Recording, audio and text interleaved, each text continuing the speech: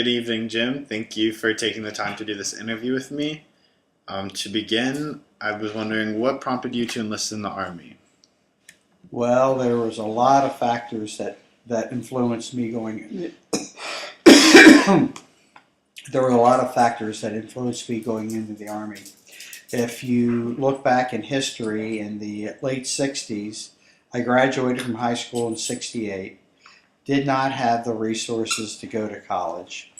So there were a lot of things going on. We still had a draft, and I tried going to college for a semester, really didn't have the money for it and didn't have the desire to go at the time. I had a lot of friends going in the military, and it was a way to learn something, learn a trade, and get on with your life after high school.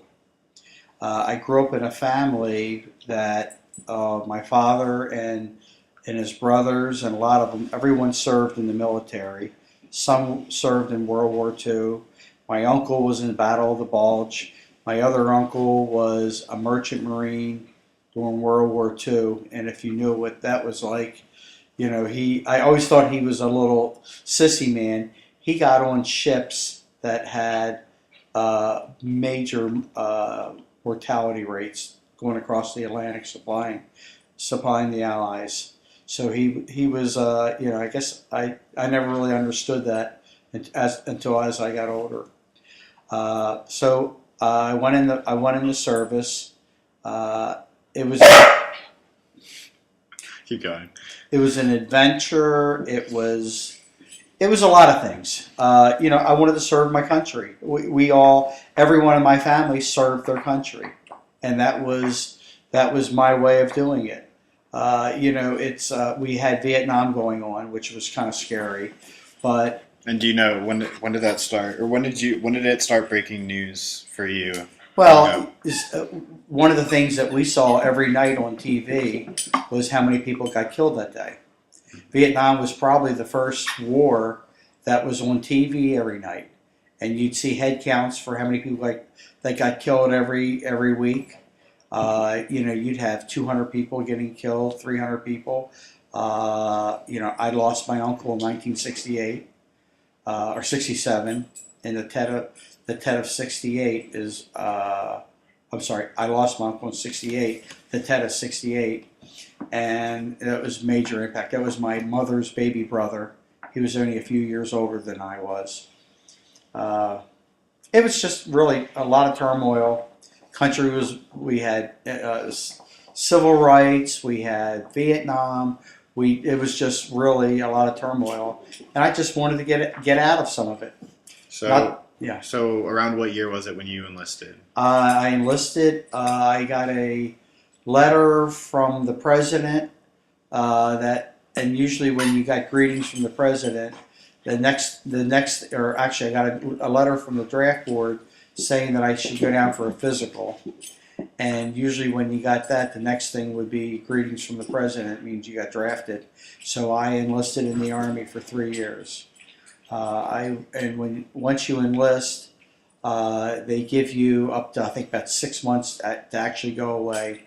I took a couple months off, and I went in the Army on February the 12th. It's funny how you don't forget it. What year? Of 1969. 1969. So I was a 19-year-old, right? Almost. I was an 18-year-old. Okay. So in the Army, you go to basic training, and went to basic training for it was about 2 months. So is that boot camp pretty much? That's the Army doesn't call it boot camp. Yeah. The Navy and Marine Corps call it boot camp. So I did that. I was promoted. There was only 4 of us in our platoon or our company that got promoted, 1 from each squad, and I was promoted to a private E2. All right. So anyhow, from there. I took off. I was off for a couple of weeks, and then I went to crypto school in New Jersey, and that was 24 weeks of pretty intense electronic training. 24 weeks. Wow. 6 months. Yeah. A little under 6 months. So after completing my crypto training, That was, we went to school up from 11 o'clock at night to 7 in the morning Hmm. because the war was going on and they were just cranking out crypto people. We 24 hours a day at school. So after I finished my school, I went. I had a month off, and then I went to Vietnam in January of 1970. Okay. So my tour was 1 year, and so I went to Vietnam in January, and that was, talk about the craziest thing. You just never know. I had friends that were coming back dead. That were being shipped back from Vietnam. I had friends that were coming back with pieces missing, and other friends with crazy stories.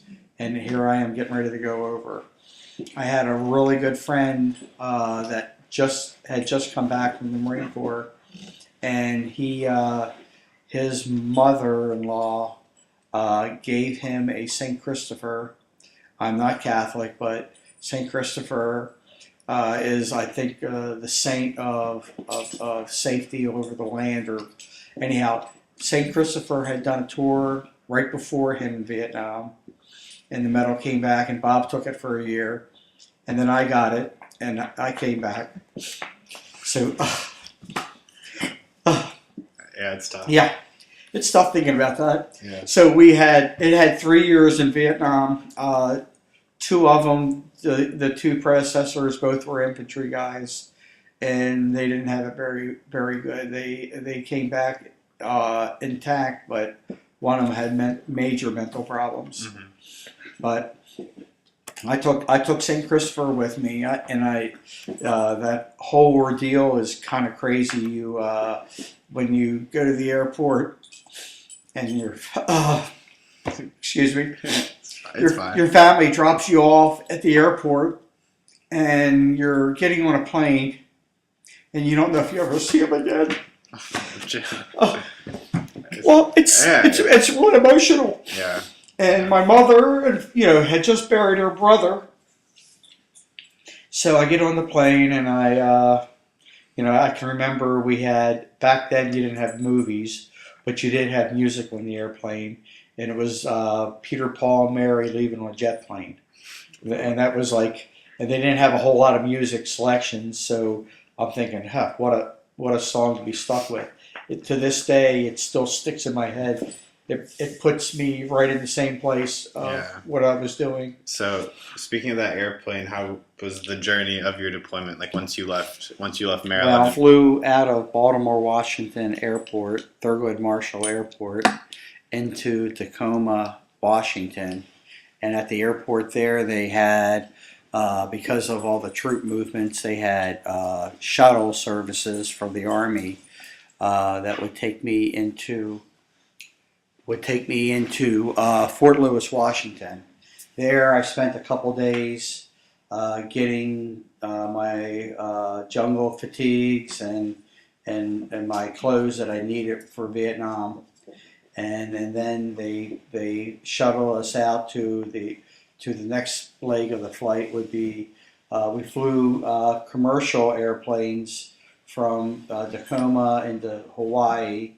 Into my route was Hawaii to Guam to Vietnam, and then I flew into Cameron Bay, and then it's like crazy. Some people sat in holding companies for weeks, but because I was a crypto technician, and there weren't many of us. Every place I was only at a place one night typically, and I went from Cameron Bay up to the Da Nang to Phu Bai into Camp Eagle. They attached me to the 101st Airborne, and I was stationed at Phu Bai was a large city. Well, it was a large place with an airport, and then I flew into the headquarters with the 101st Airborne. It was really kind of crazy on the way over to Vietnam. On the shuttle, I was talking to somebody that had been there for a year already, and I had been talking to him, and I said, I had never been around. I didn't have infantry training, so I didn't know what rockets and mortars would sound like. And he laughed. I said, "What does it sound like when you hear incoming?" And I can remember his words. He said, "There'll be no doubt in your mind when they're shooting at you." He said, and in Vietnam, in Da Nang, I was next to an artillery barrage battery that were putting out artillery, 105 artillery all night long, and everybody's sleeping around me, and it's shaking the bed, and I'm thinking we're under attack, and no one was moving, and I thought it was so loud. And then I can remember when I got to Camp Eagle, about the third night there, we had rockets come in. And I remember what that guy said, saying, there won't be any doubt in your mind when they're coming in at you. It was so loud and so scary. We're sitting in the bunker counting the rockets pounding around us, and it's just a really eerie thing. It kind of set home, letting me know that this is like for real. So when you say rockets, are they pretty much like missiles? Or? They're the Vietnamese would where I was we had NVA, North Vietnamese Army, and we had Viet Cong, and we had hills around us, and they would set rockets up at night and on timers, and they were just absolutely horrible at it. Half the time they wouldn't even know where these things were going, and they would just spray. One of the really neat times we were on high alert, and the rockets started coming in, and we had somebody out there with a tank, and he beat it on where the rockets were coming in, and he lit up that whole hill, and you saw all the secondary explosions. So we didn't get those rockets. Oh. So that was pretty neat. Yeah. So when you were there as you said you were a crypto technician, so like day to day, what did you do? Like, Well, what does that entail? Yeah. What a typical day would be, everybody at our camp, because I was communications at the camp there, and we supported the 101st Airborne. They had inner theater, which would be their communications between each of their camps, and then we had communications between the camp and what we called the world, which would be back to the United States. Mm-hmm. And we supported the mission from the world to the 101st Airborne. And it's crazy. You work 7 days a week, 12 hours a day, and that's minimum. Mm-hmm. And you're assigned duties. And I worked in a basically a trailer, a small trailer that had sandbags all around it. So if anything happened, we would survive the blast. So we had 12 by 12 beams all around it, and then we put sandbags on top of it. Actually, we put metal on top of that, and then we had sandbags on top of it. It was pretty much a fortress. And were you ever like subject to anything? We got rockets mostly. Mm-hmm. Very seldom did we ever get mortars, because that meant they were real close to us. And because of and it's so funny, you hear all this talk about Agent Orange, and I would always say I was never exposed to it. But our perimeter around our camp never had any vegetation there. And I'm laughing. It took me 40 years to figure out that they dumped Agent Orange around the camp, mm-hmm. just to keep the vegetation down, because we're in the tropics. I was actually far north. I was about 15 miles from the DMZ, and winters would be cold there. You had winter monsoons and summer monsoons, mm-hmm. and it would get pretty chilly. And being there a year, you experienced both of those. Both seasons, yeah. And you would be getting back to work. We basically would be scheduled 12 hours a day, and because I had a top secret clearance, when the circuitry would be down, and back in those days, satellite, we didn't have satellite communications. We had they called it tropo and microwave, and it wasn't near as reliable. So when it wasn't working, they threw me in a helicopter and I would fly messages to different camps. And actually that was pretty cool. I mean, it But was probably scary because you feel more vulnerable, probably. well, I already got shot at one time, and we were up pretty high, and there were just we never had SAM sites shooting at us, surface to air missiles. We had both basically small arms shooting at us.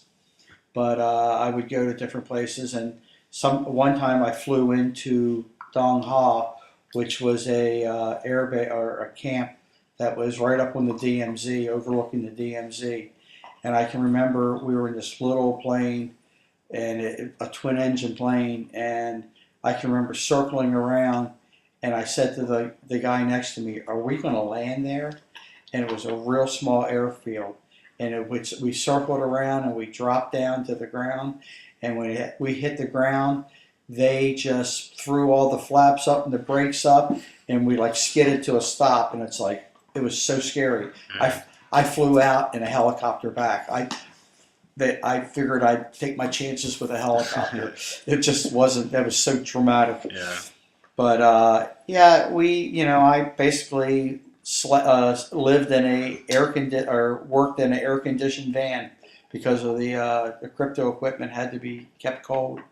The actual living conditions were plywood floors, and we had plywood sides up to 4 feet, and the rest were screens with a tin roof. And during the monsoons, we'd put plastic on the windows, and it would be so cold and damp and miserable in the winter monsoons. And we lived with the rats. Rats were everywhere. Food was lousy. They try to give us hot meals once a day, and the other guys. And that was supposed to be a big treat because a lot of the guys on the smaller bases, they lived sea rations, and we had sea rations for the other meals. Fridays were always so neat. We used to get fish fillets for dinner, but it was dehydrated fish, and I think dehydrated fish deep fried in grease, and it tastes so good. It's better than sea rations. Yeah,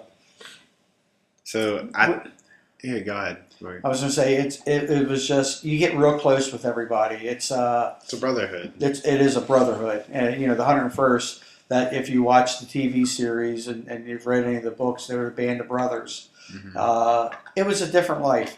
Like I can remember one night I'm sleeping, and I didn't find out how this all happened until I read a book about Vietnam 40 years later. But we would get tear gassed all the time. And I was wondering, who's shooting tear gas at us? Well, it's our own side shooting tear gas, messing with us, because they're stuck out on the perimeter at night. And in order to keep awake and just do things, that's what you would do. You'd shoot. It looked like a shotgun almost. It was a grenade that shot tear gas, and you'd pop it back into the company area. And I got so good at it because it happened so much that I'd go to sleep with my mask right above my head, and I'd put it on as soon as I smelled gas, and I'd take it off when they came through and said all clear. So I'd go back to sleep, and sometimes like say to myself, did that really happen? Yeah. But it was a different world. What were some of the other things that like you encountered day to day, like the camp setting, like the scenery, and also some other stories, like you said, like with the tear gas, like other things like that?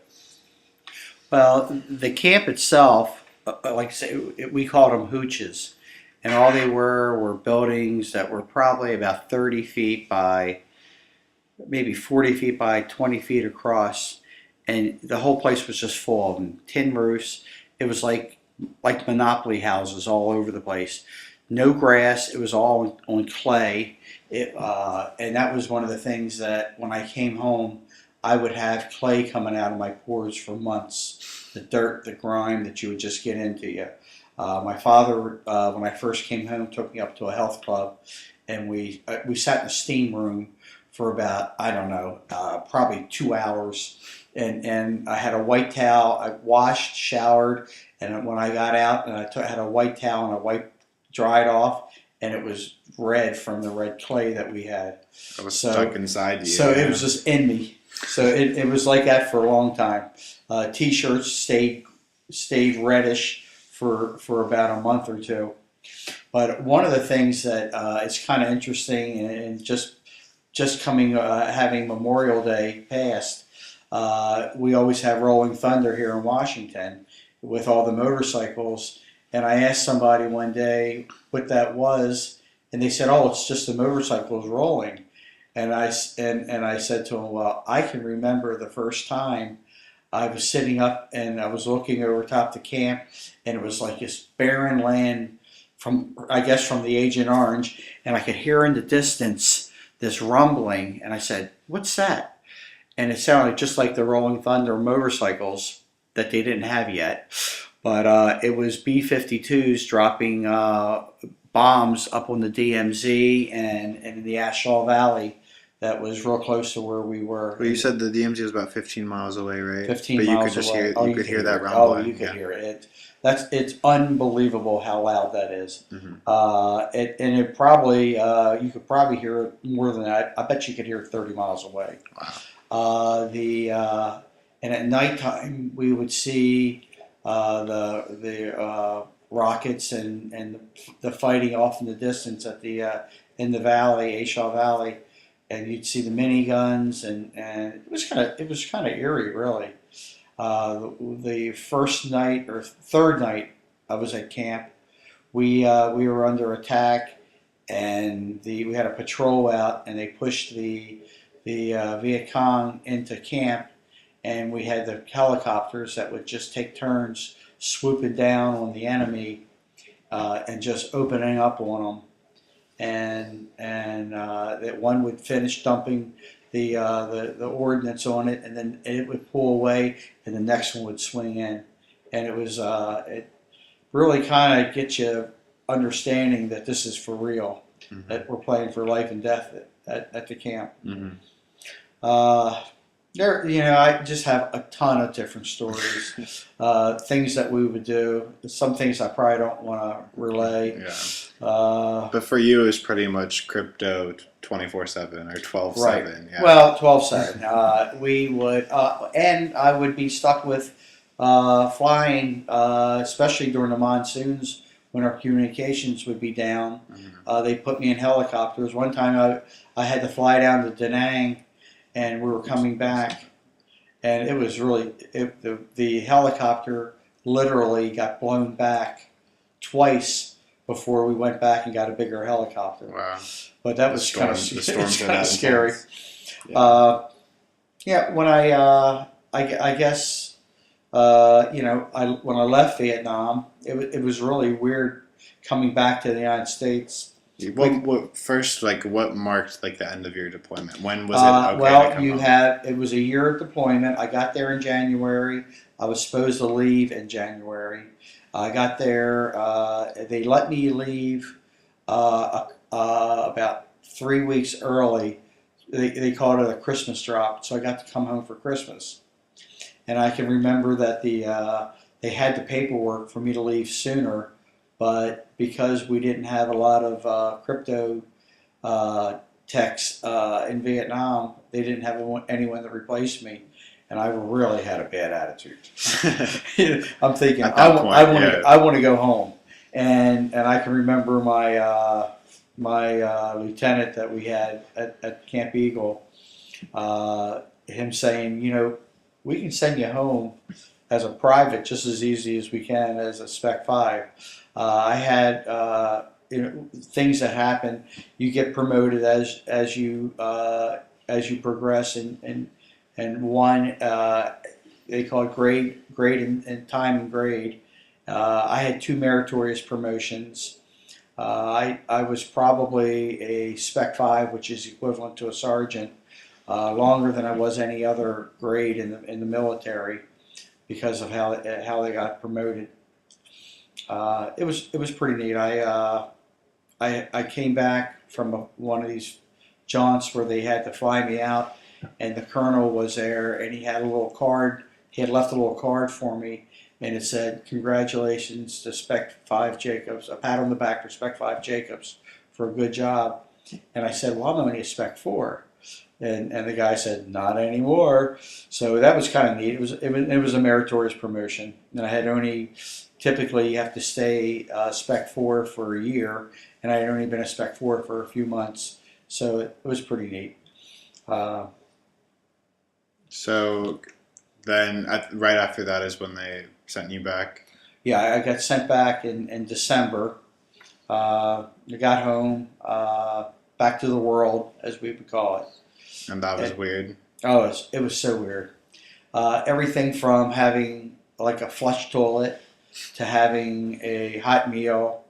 And it's unbelievable how crass your mouth gets in your language when you're around guys 24/7 for a year. I never saw. I can remember. I probably saw an American woman that was over 5 foot.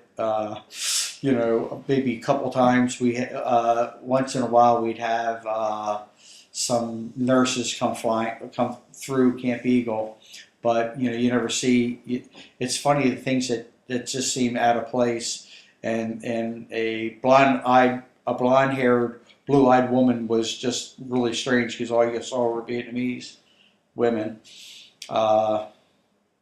So yeah, I came back to the world, and I worked at the Pentagon for a year after that. Doing crypto? Doing crypto at the Pentagon. I got to go over to Westmoreland's house. He was the big dog, Joint Chiefs of Staff, I guess, at the time. And we'd go over to his house and do crypto changes once every 24 hours at his personal residence over Fort Myer. Wow. And that was always a treat because you always did that on the night shift, and your shift was over at 7, and you go over there about 4:30, 5 o'clock, and you just go home after that. Mm-hmm.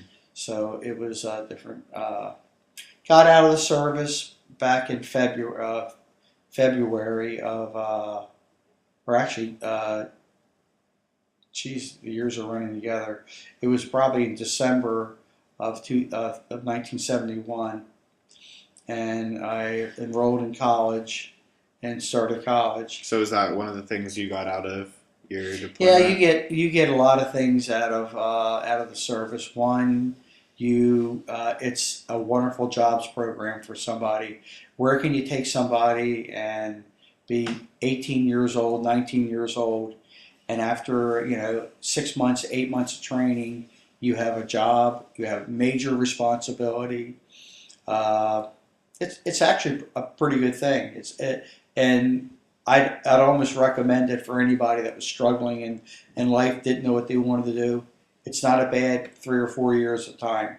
Mm-hmm. So I got the ability under the GI Bill to go to college. I went to college for 4 years after that. Towson University. Graduated from Towson University in 1975.